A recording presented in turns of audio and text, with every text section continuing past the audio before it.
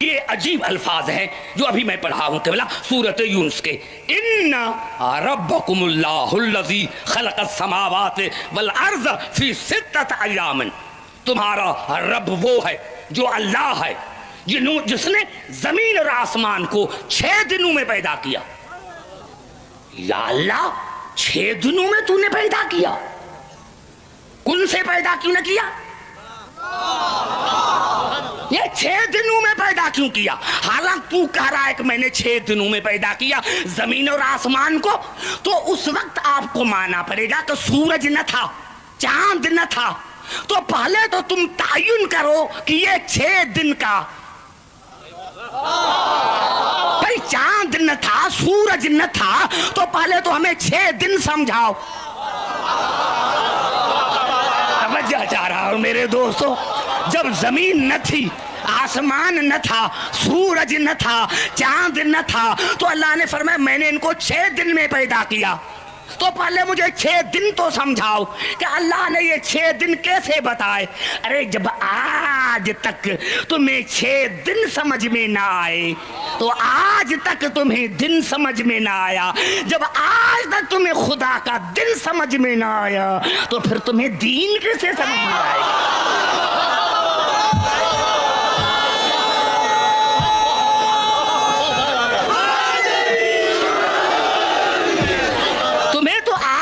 خدا کا دن سمجھ میں نہیں آیا کہ وہ خدا ہے جس نے زمین اور آسمان کو 6 دنوں میں پیدا کیا۔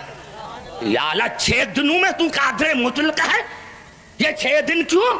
ہمیں تو سمجھ میں بھی نہیں آتا، چاند نہ تھا، سورج نہ تھا، ستارے نہ تھے، تو آپ نے اس کو بنایا، اب ہمیں کیا پتا چلے کہ یہ 6 دن کائے کی ہیں؟ تو یہ خلقت ہے۔ ان پھر سمجھو الا لہ الخلق والامر، اللہ کے لیے کیا ہے؟ خلق اور امر۔ مادیت میں تدریج ہوتی ہے، میں نہیں سمجھا سکا، پھر قریب آ کر بات کرتا ہوں کہ اللہ نے جب انسان کا ذکر کیا تو ارشاد فرمایا سورۃ المومنون میں وَلَقَدْ خَلَقْنَا الْإِنسَانَ مِنْ سُلَالَةٍ مِنْ طِينٍ ثُمَّ جَعَلْنَاهُ نُطْفَةً فِي قَرَارٍ مَكِينٍ ثُمَّ خَلَقْنَا النُّطْفَةَ عَلَقَةً فَخَلَقْنَا الْعَلَقَةَ مُضْغَةً فَخَلَقْنَا الْمُضْغَةَ عِظَامًا فَكَسَوْنَا الْعِظَامَ لَحْمًا ثُمَّ أَنشَأْنَاهُ خَلْقًا آخَرَ فَتَبَارَكَ اللَّهُ أَحْسَنُ الْخَالِقِينَ۔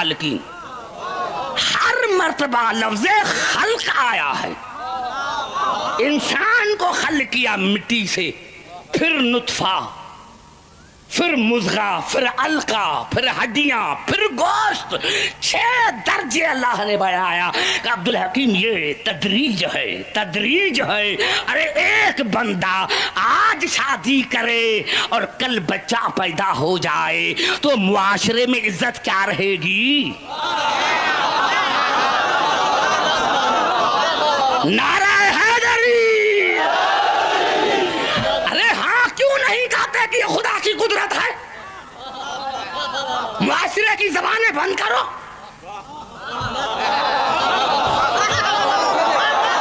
معاشرے کی زبانیں بند کرو، کرو معاشرے کی زبانیں بند کہ اگر دوسرے دن بچہ پیدا ہو گیا تو کیا ہے؟ خدا کی قدرت ہے، قادر مطلق ہے، لیکن اللہ کا آئین نہیں بدلتا۔ تم لاکھ دنیا کو سمجھاؤ کہ نہیں یہ خدا کی قدرت ہے تو خدا کہے گا نہیں، میرا قانون ہے کہ الا لہ الخلق والامر، میرے یہاں 2 چیزیں ہیں، خلقت اور امر۔ خلقت تدریجی ہوتی ہے، تدریجی ہوتی ہے، یہ نہیں کہ آج شادی ہوئی تو 1 مہینے کے بعد بچہ ہوا، 2 مہینے کے بعد نہیں، کیونکہ خلقت جو ہے وہ تدریجی ہے۔ اور آخر میں کہا ثم انشأنا خلقا آخر فتبارک اللہ احسن الخالقین۔ یہ 6 سٹیپس اللہ نے بتائے انسان کے زندگی کے، اور پھر کہا کہ پھر میں نے دوسرے طریقے سے اس کو مکمل کیا۔ مکمل نہیں، دوسرے طریقے سے اس کو مکمل کیا۔ پوری آیت میں روح کا ذکر نہیں، کیونکہ روح خلقت نہیں،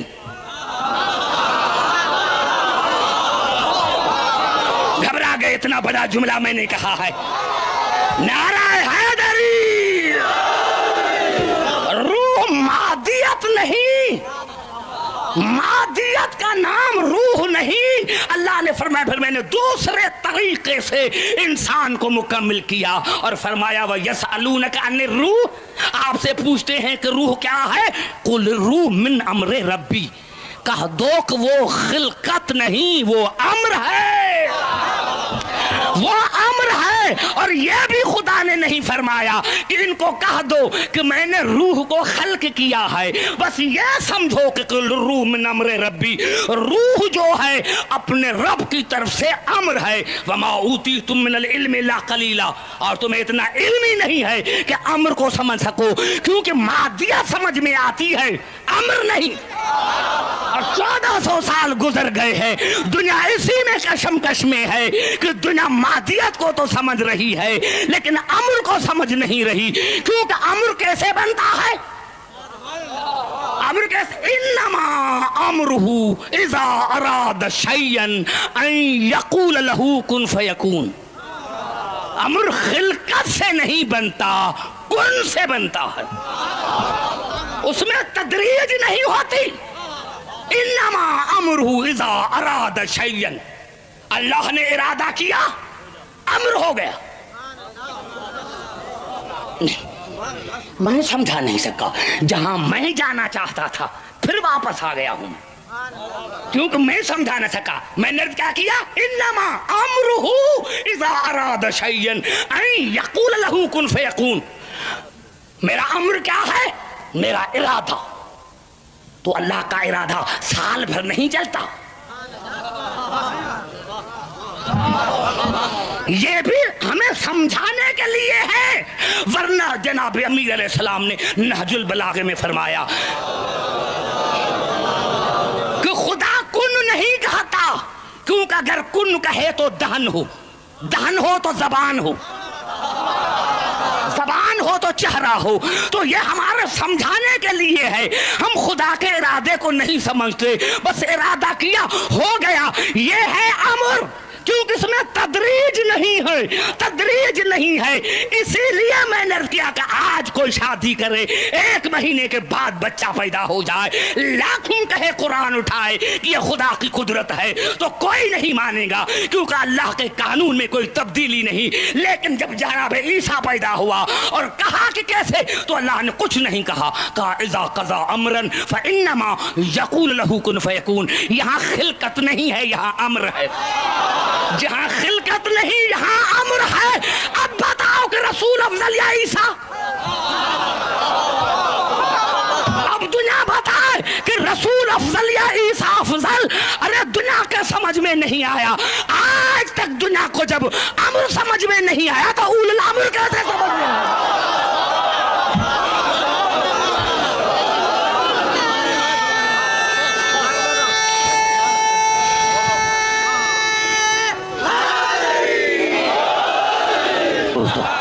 या तो हक़ाइक़ को मान कर, और नहीं। कितनी मर्तबा खुदा ने कहा है, कितनी मर्तबा खुदा ने कहा है। अब तो करीब आ रहा हूं, अब नतीजा निकल रहा है। अभी अभी कोई हदीस नहीं, कोई हदीस नहीं, कोई हदीस नहीं पढ़ रहा। जरूरत क्या है, जरूरत क्या है,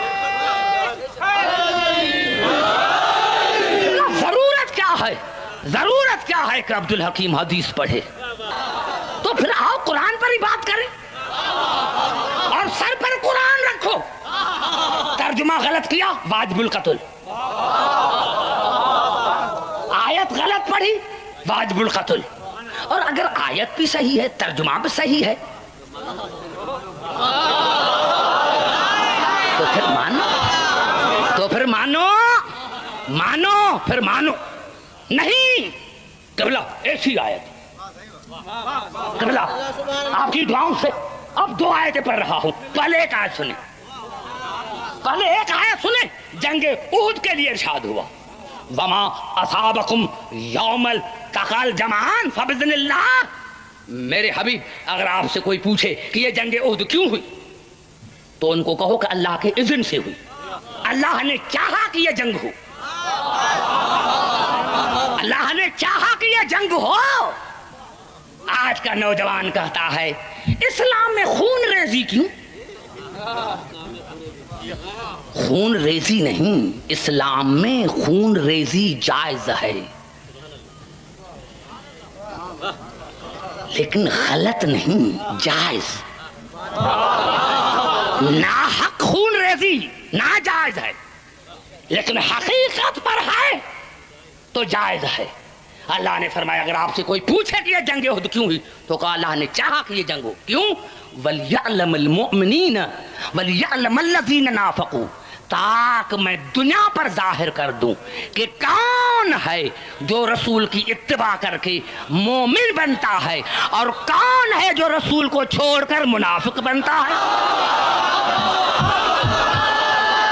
نعرہ حیدری!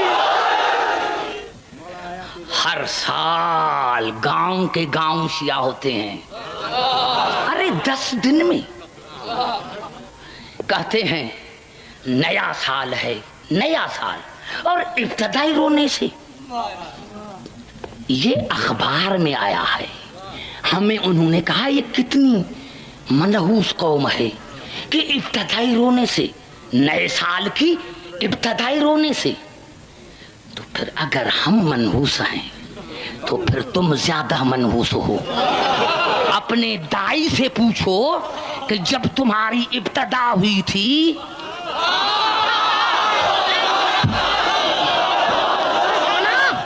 یہ منحوسیت ہے، یہ نحس ہے، تو پھر تو اپنے دائی سے پوچھ، اپنی ماں سے پوچھ کہ جب آیا تھا تو ہنس رہا تھا؟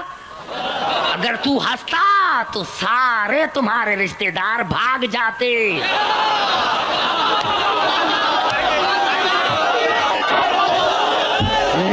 تمہارے سارے رشتہ دار بھاگ جاتے۔ آتے ہی رونا زندگی کی علامت ہے، آتے ہی رونا یہ زندگی کی علامت ہے۔ ہم ابتدا اسی لیے رونے سے مناتے ہیں کہ ہم زندہ قوم ہیں، مردہ نہیں۔ مردہ وہ ہیں جن کے پیر مردہ ہیں، ہم زندہ قوم ہیں، ہم زندہ قوم ہیں، اپنی ابتدا زندگی سے کرتے ہیں، یہاں ہمیں زندگی ملتی ہے۔ اور خدا کی قسم اگر تمہاری کتابوں میں یہ الفاظ نہ ہو تو کل مجھے پھانسی پر لٹکا، اور اگر ہے تو پھر عبدالحکیم کی بات سن کہ جب حسین دنیا میں آئے اور رسول کو پتا چلا اور کہا ام ایمن یا اسماء بنت امیس جاؤ میرے حسین کو لے کر آؤ، میرے حسین کو لے کر آؤ۔ اب حسین رسول کے ہاتھوں پر آیا، بے تحاشا آنکھوں سے آنسو بہے۔ ام ایمن نے کہا یا رسول اللہ بیٹا اچھا نہیں لگا؟ کہا ام ایمن اگر اچھا نہ لگتا تو میں روتا کیوں؟ بڑا اچھا لگتا ہے، بڑا اچھا لگتا ہے، اسی لیے تو روتا ہوں۔ کہا پھر یا رسول اللہ بتاؤ تو صحیح، کہا آپ کو تھوڑا ہی بتاؤں گا، جاؤ میری بیٹی فاطمہ کو لے کر آؤ۔ عزاداران حسین یہ رونے کے دن ہیں، رونے کے دن ہیں، اور اس طرح رو جس طرح جنت میں فاطمہ رو رہی ہے۔ عزاداران حسین اس طرح رو جس طرح جنت میں فاطمہ رو رہی ہے۔ خدا کی قسم میں نہیں کہہ رہا نوجوانوں، شیخ مفید علیہ رحمت نے لکھا ہے، شیخ مفید علیہ رحمت نے لکھا کہ کوفے کے باہر ایک گاؤں تھا، ایک مومنہ رہتی تھی۔ جب محرم کا چاند نظر آتا تھا تو منہ کرتی تھی شام کی طرف اور کہتی تھی آقا زادی تو شاہد رہنا میں تنہا ہوں، اگر کوئی دوسری مومنہ ہو تو میں اسے بیٹھ کر حسین کا ماتم کروں۔ شیخ مفید علیہ رحمت نے لکھا ایک مرتبہ محرم کا چاند نمودار ہوا یا کسی نے مومنہ کے دروازے پر دق الباب کیا، مومنہ نے دروازہ کھولا، جیسے ہی دروازہ کھولا دیکھا ایک کالے برقعے والی بی بی آ گئی ہے۔ بی بی بڑی خوشی، کہا کون ہو مومنہ؟ کہا آپ نے جو دعا مانگی تھی کہ کوئی مومنہ آئے جو میرے ساتھ حسین کے لیے ماتم کرے، میرے لیے حسین کے لیے روئے. میرے دوستوں شیخ مفید علیہ رحمۃ اللہ کا 9 راتی اس مومنہ نے اور اس بی بی نے ماتم کیا, رویا. جب 9 محرم الحرام کی صبح ہوئی, فجر کی نماز دونوں نے پڑھی. فجر کے نماز کے بعد اس کالے برقے والی بی بی نے مومنہ سے کہا, مومنہ ابھی میں جا رہی ہوں. عزادارہ نے حسین یہ اتنا جملہ ہے کہ مر جائیں تو بہتر ہے. جب یہ کہا نا کہ مومنہ میں جا رہی ہوں خدا حافظ, تو کہا بی بی تم کون ہو, میں نے نام نہیں پوچھا. اب آنے والی رات شب عاشور ہے, بڑی مصیبت والی رات ہے, اور تو نے 9 راتیں میرے ساتھ ماتم کیا ہے اور مصیبت والی رات مجھے چھوڑ کے چلی جا رہی ہے. بی بی پہلے تو بتا کو تمہارا نام کیا ہے. شیخ مفید علیہ رحمت نے لکھا, بی بی نے برقع ہٹایا اور کہا مومنہ پہچانا نہیں, میں حسین کی ماں بطول. آزاداران حسین, مجھے اللہ کی عظمت کی قسم ہے, اور کوئی آئے یا نہ آئے, فرش عزا پر حسین کی ماں تو ضرور ہوگی. حسین کی ماں تو ضرور ہوگی, فرش عزا پر حسین ماں تو ضرور ہوگی. مومنہ نے پوچھا بی بی اگر تو حسین کی ماں ہے تو آج رات تو کہاں جائے گی. کہا مومنہ آج رات مجھے دور دور جانا ہے, سب سے پہلے میں شام زینب کے پاس جاؤں, شام سے ہو کر میں کربلا حسین کے پاس جاؤں گی, کربلا کے بعد کوفے جاؤں گی, کوفے کے بعد مدینے بابا کے پاس جاؤں گی. ہاں عزاداران حسین, ایک جملہ کہنا چاہتا ہوں میرے دوستوں, میرے بزرگوں, مجھے علماء نے بھی یہی بتایا کہ سب سے فرش عزا پر بطول آتی ہے. لیکن قبلہ جب میں نے تاریخوں کا مطالعہ کیا, شہاب الدین زہری کا یہ قول پڑھا کہ جب بھی مجلس ہوتی ہے تو ہر معصوم تو پہلے آتا ہے, لیکن سب سے آخر میں سید سجاد آتا ہے. ہاں نوجوانوں, جتنا رونا ہے رو لو. عزاداران حسین, شہاب الدین زہری کہتا ہے کہ جب بھی مجلس ہوتی تھی سید سجاد آخر میں آتے تھے, اور آخر میں آ کر مومنین کی جوتیوں میں بیٹھ جاتے تھے, مومنین کی جوتیوں میں بیٹھ جاتے تھے, اور جوتیوں میں بیٹھ کر صرف بیٹھنا نہیں, مومنین کی جوتیوں کو سیدھا کرتے تھے. نوجوانوں یہ بڑی بات ہے جس پر عبدالحکیم مر جائے. کیا جب مومنین کی جوتیوں سیدھا کرنے لگے, شہاب الدین نے کہا میں پاؤں پر گر گیا, مولا ہمیں گنہگار نہ کر, یہ مومنین کی جوتیاں کیوں سیدھے کر رہے ہیں. تو سید سجاد نے رو کر کہا شہاب الدین یہ رونے والے میرے بابا کے مہمان ہیں. ہاں عزاداران حسین, یہ رونے والے میرے مہمان ہیں, مجھ پر فرض ہے کہ میں بابا کے مہمانوں کی خدمت کروں.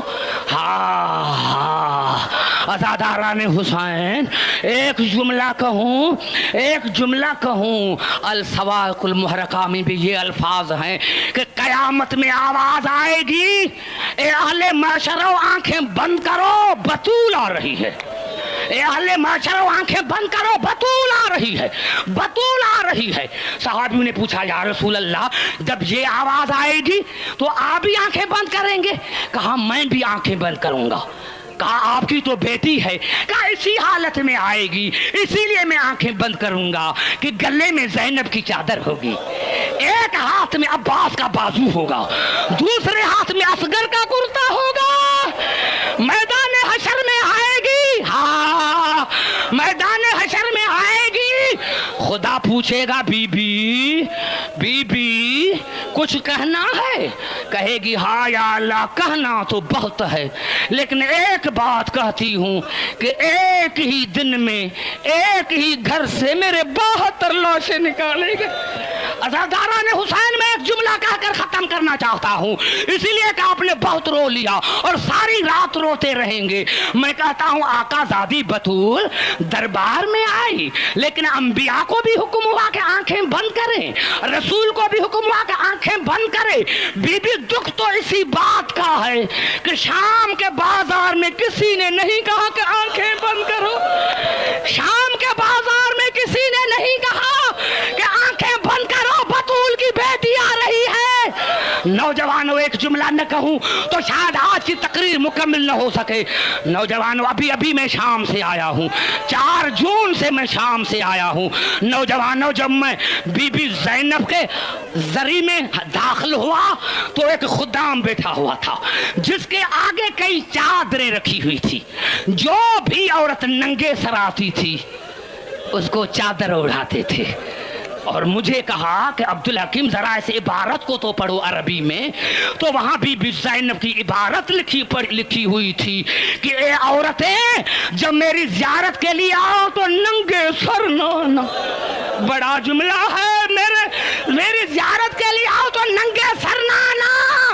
अरे सर पर चादर ओढ़ कर आना। बुजुर्गों जो भी गैर औरत को नंगे सर देखना नहीं चाहती, खुदा जाने वो ज़ैनब खुद नंगे सर कैसे आई होगी। और अज़ादारान हुसैन, एक जुमला मुझे समझ में आया। जब मैं करबला गया था तो दोस्तों ने मुझे कहा था कि करबला से कफन लेकर आना, करबला से कफन लेकर आना। जब शाम गया तो हर औरत को चादर मिल रही थी। आज मुझे समझ में आया कि बीबी ज़ैनब ने भाई हुसैन को कहा, भाई हुसैन तुझे कफन न मिला, अब कयामत कफन तू देते रहना।